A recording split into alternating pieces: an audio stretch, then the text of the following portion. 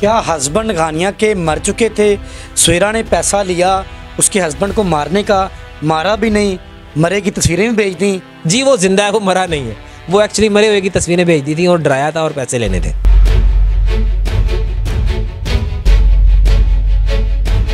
मुदस्सिर की बातों को लाइक करें, सब्सक्राइब करें और बेल आइकन को प्रेस करें ताकि नए आने वाली अपडेट आप तक पहुंच सके। अस्सलाम वालेकुम नाज़रीन, आपका मेज़बान मुदस्सिर रशीद आपकी खिदमत में हाजिर है और आप देख रहे हैं मुदस्सिर की बातें। देखते हैं सुनने कानों को मुदस्सिर का अस्सलाम। सवेरा टिकटॉकर का मामला सोशल मीडिया पर ट्रेंड कर रहा है। फैसल जट साहब ने प्रेस कॉन्फ्रेंस की और सारे मामला से आगाह किया। इनसे जानेंगे आखिर मामला क्या थे। सवालिया निशान है, सोशल मीडिया पर वायरल होता है ये केस, आखिर मामला क्या? अस्सलाम वालेकुम। वालेकुम अस्सलाम। फैसल भाई बहुत शुक्रिया, हमेशा की तरह आपने मजलूम फैमिली की आवाज़ बने हैं। सवालिया निशान है, सवेरा टिकटॉकर ने ब्लैकमेलिंग की है काम घर की लड़की को, आपने प्रेस कॉन्फ्रेंस भी की, लेकिन थोड़ा हकाइक से मबनी हकायक से मबनी ये है कि प्रेस कॉन्फ्रेंस हमने अभी की है, उसमें गानिया ने आना था। वो गानिया ने ये मैसेज दिया कि मुझे थ्रेट है इसलिए मैं नहीं आ सकती। ठीक है। और मैटर ये है कि 3 दिन तक हफ्ज़े बेजा में रखा गानिया को। गानिया के मुताबिक हफ्ज़े बेजा आम अल्फाज में, आम लोगों को आम अल्फाज में ये है कि उसको कैद में रखा अपने पास। हफ्ज़े बेजा ज़बरदस्ती किसी को रोकना अपने पास, अगवा के ज़ुमरे में भी ये आता है। ये किसने किसके साथ किया है? ये जो सवेरा टिकटॉकर हैं उन्होंने गानिया को रखा बकौल गानिया के।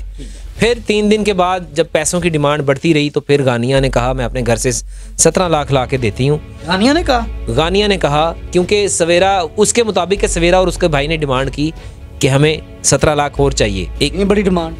अब वो डिमांड मुझे नहीं पता इसके मामले में क्या है, लेकिन जो एक वकील को हकायक बताए गए मैं वही आपको बताऊंगा।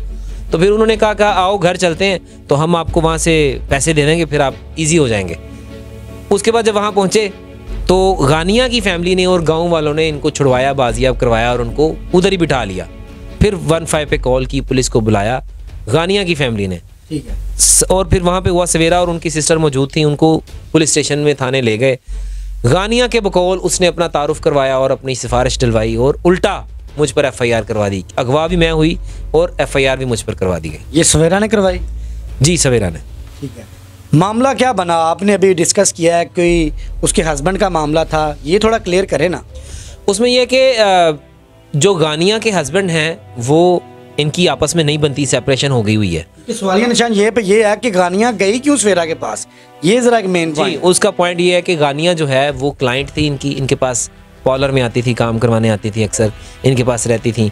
तो इन्होंने डिस्कस किया कि मुझे वो खामन जो है ना, साहब एक्स हस्बैंड, वो बड़ा तंग करता है, वो मुझे जनाब मैं तंग आ गई हूँ, इसको कैसे रोकूँ।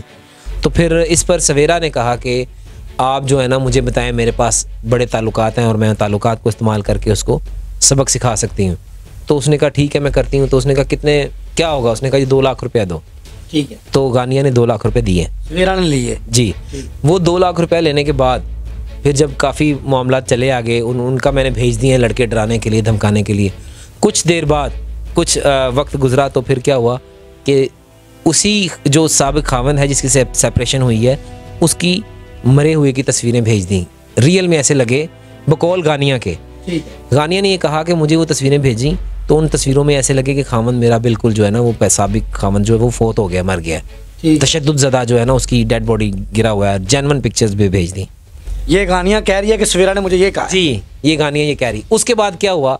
उसके बाद वो जब तस्वीरें उसने दिखाई उसको, उसने कहा ओहो मैंने तो बंदे भेजे थे, वो तो जो है दुनिया से चला गया है।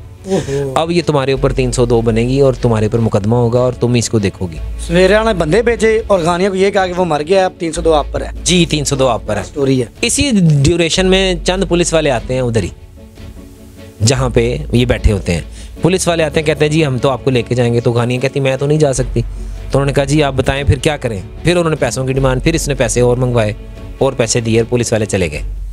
ये जो स्टोरी सारी मैं आपको बता रहा हूँ ये गानिया के बकौल है। ठीक। अच्छा, वो फिर चले गए। उसके बाद जब चले गए हैं तो उसके बाद फिर डिमांड बढ़ी। फिर इसने ये बताया गानिया ने कि मुझे नींद वाली गोलियां दी गई, जब मैं सोई थी कहीं और थी, जब मैं उठी तो मैं कहीं और थी और मेरी पिक्चर्स भी बन गई हुई थी। ये गानिया बता रही है आप? ये गानिया ने कहा। अच्छा, वो पिक्चर्स किसने बनाई मैंने पूछा तो कहती हैं वो उसमें सवेरा के भाई का हाथ है कि उसने मेरी तस्वीरें बनाई।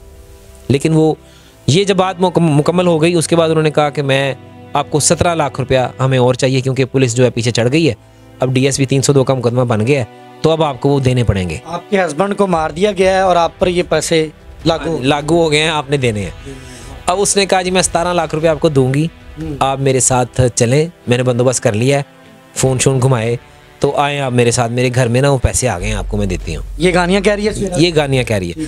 फिर जब ये यहाँ से उधर पहुँचे, आगे से गानियाँ के बकौल के मेरे घर वालों ने मुझे बाजियाब कराया, गाँव ने मुझे बाजियाब करवाया। मैं उतरी वहाँ पे, तो वहाँ पे बिठा लिया सवेरा और उसकी बहन को भी।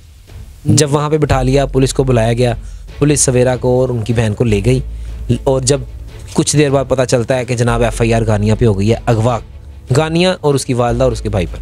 क्या हस्बैंड गानियाँ के मर चुके थे, सवेरा ने पैसा लिया उसके हस्बैंड को मारने का, मारा भी नहीं, मरे की तस्वीरें भी भेज दी, ये क्या मामला, थोड़ा सा क्लियर करते हैं। वो जिंदा है? ये मामला ये है कि गानिया ने बताया था कि उसके साथ ताल्लुक, उसका आपस में बातचीत हुई, फिर ये गेम मिल के चली। ये जिंदा भी है कि नहीं? जी वो जिंदा है, वो मरा नहीं है। वो एक्चुअली मरे हुए की तस्वीरें भेज दी थी और डराया था और पैसे लेने थे।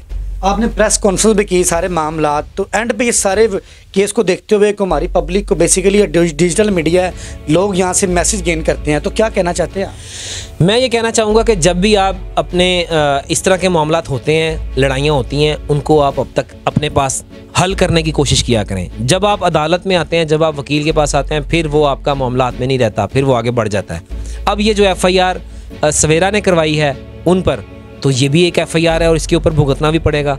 फिर उसके बाद अब वो जो उसने गानिया ने लाहौर में एप्लीकेशंस दी हैं, जहाँ अगवा होकर रही, यहाँ भी मुकदमा उसने करवाने के लिए दी है और FIA में भी दी है, तो ये भी एक मामला है। और हैं दोनों तरफ औरतें। तो मैं, जो वकील होता है बीच में, वो ये समझ रहा होता है, उसने समझना होता है कि कौन राइट पर है और कौन रॉन्ग पर। जब आप वकील को सही बात बताएंगे ना, तो वकील आपका केस लड़ सकता है। जब आप वकील को घुमाएंगे, आज जैसे प्रेस कॉन्फ्रेंस होनी थी और गानिया नहीं आई, ये एक बहुत बड़ा इमेज है। मैंने, ये जो इज्जत है ये अल्लाह ने दी है। अल्लाह कहते हैं कुरान पाक में, इज्जत और जिल्लत अल्लाह के हाथ में है। तो ये जिंदगियां गुजर जाती हैं इसको बनाने में। तो आज गानिया प्रेस कॉन्फ्रेंस में नहीं आई। क्यों नहीं आई? वो नहीं आई क्योंकि उसने मुझे जो बकौल उसके लास्ट टाइम तक वो मुझे ये कह रही थी कि मैं आ रही हूँ, लेकिन वो नहीं आई। वो नहीं आई। और जो अकेले कॉन्फ्रेंस में, और फिर मैं प्रेस कॉन्फ्रेंस में अकेला था, और उसमें फिर ये सवाल उठता है, मीडिया भी सवाल करने वाला है, लोग सवाल करते हैं कि अगर आप सच्चे हैं तो आप सामने होते। तो ये एक सवाल है जो कि अपनी एक बहुत गहरी सोच लोगों के जहनों में आई है कि गानिया प्रेस कॉन्फ्रेंस में नहीं आई।